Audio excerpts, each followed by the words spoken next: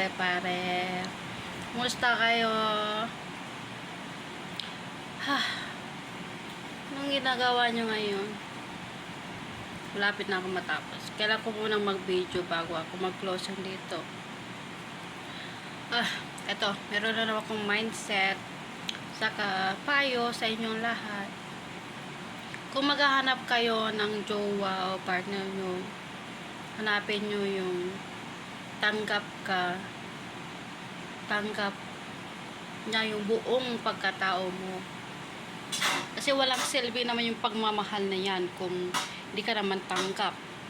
Saka importante, lalo na kapag meron kang anak, dapat tanggap niya yung anak mo and your family too.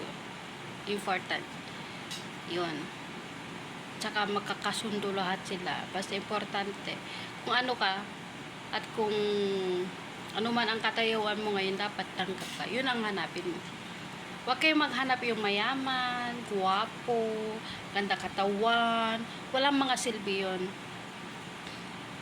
Sinasabi ko sa inyo, walang silbi. Walang silbi din yung maraming pera o kaya ano yun. Oo, maraming pera, mabibili mo lahat. Lahat ng gusto mo. Lahat ng anong gusto mong bilhin dyan, mabibili mo. Pero tanong ko sa iyo, masaya ka ba? Siguro mga iba dyan masaya kasi marami silang pera.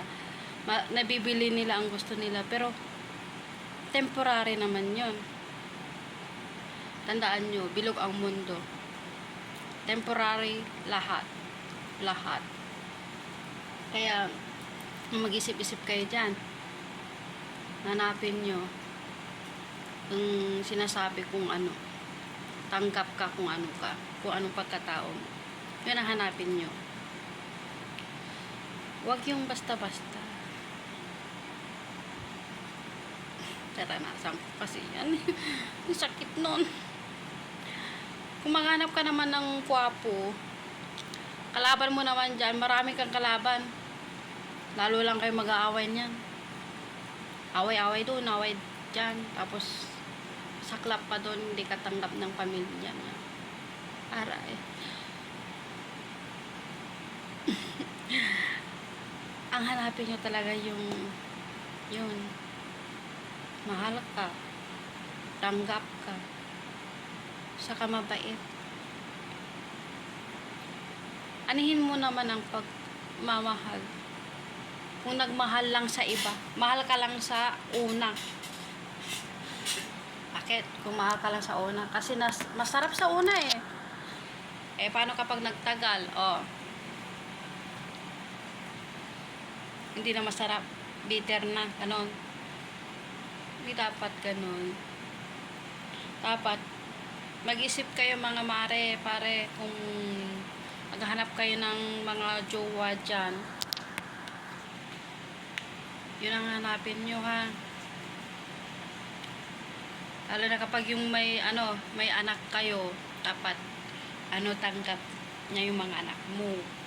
Saka pamilya mo, yung mga parents mo kasi. Ayaw kong maranasan nyo yung to the point na mamimili na kayo kung sino ang to the point na papipiliin ka ng jowa mo kung pamili mo o siya. Mahirap yun. Sabi ko sa inyo, mahirap yun. Huwag yung piliin ng mga ganun na lalaki ang piliin nyo. Mas piliin nyo yung family nyo kasi ang family dyan lang sila nakasupport sa inyo. Mga lalaki dyan marami, papalitan yan. Saka kung meron ka naman anak, para maghanap, kung nasaktan ka na, huwag ka na maghanap ng iba. Okay lang kung isang beses, o sige, maghanap ka rin isang beses, o second, pangalawa okay lang yun. Pero kung pangatlo, huwag na, sobra na. Focus ka na lang sa mga anak mo, huwag na yung sobra-sobra na. Kasi mahirap ang buhay ngayon. Tsaka kung pagdating ng panahon,